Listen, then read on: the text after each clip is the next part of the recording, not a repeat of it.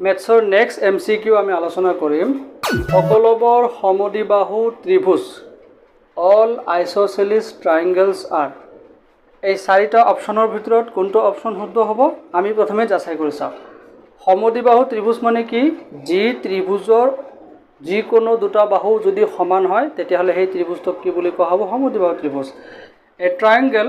having two equal sides are called isosceles triangle তেতিয়াহলে আমি যদি আইসোসেলিস ট্রায়াঙ্গেল সমদ্বিবাহু ত্রিভুজ যদি বহুত কিটা আকো সোয়া আমি প্রথমে এনেকুৱা এটা যদি ট্রায়াঙ্গেল লওঁ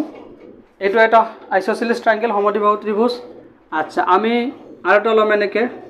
এটো এটা আমি সমদ্বিবাহু ত্রিভুজ আকিছো আইসোসেলিস রাইট আমি আর এটা লম এতিয়া ইয়াত মন কৰিবলগীয়া কথাটো হল যে যদি এই দুটা সাইড ইকুয়াল হয় তেতিয়াহলে এটো এটা সমদ্বিবাহু ত্রিভুজ আইসোসেলিস ট্রায়াঙ্গেল যদি এই দুটা সাইড ইকুয়াল হয় তেতিয়াহলে এটো এটা সমদ্বিবাহু ত্রিভুজ আইসোসেলিস ট্রায়াঙ্গেল আর এই দুটা সাইড ইকুয়াল হলে কি হ'ব এটো এটা আইসোসেলিস ট্রায়াঙ্গেল বা সমদ্বিবাহু ত্রিভুজ বাট তোমালোকে ইয়াতে লক্ষ্য কৰিবলগীয়া মেইন পইণ্ট হৈছে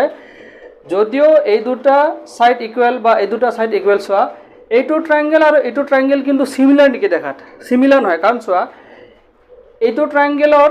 এটা এঙ্গেল 90 ডিগ্ৰি দেখা গৈ আছে কিন্তু এইটো ট্ৰায়াঙ্গেলৰ 90 ডিগ্ৰি এঙ্গেল দেখা যোৱা নাই বা ইয়াতো 90 ডিগ্রি এঙ্গেল নাই তেতিয়া হলে বুজা গল এবিলা কি ডিসিমিলার মানে সিমিলার নহয় সদৃশ নহয় যদি সদৃশ নহয় তেতিয়া হলে আমি কি ক'ব পাৰিম যে সকলোবৰ সমদ্বিবাহু ত্ৰিভুজ অল আইসোসেলিস ট্ৰায়াঙ্গেলস আৰ নট সিমিলাৰ তেতিয়া হলে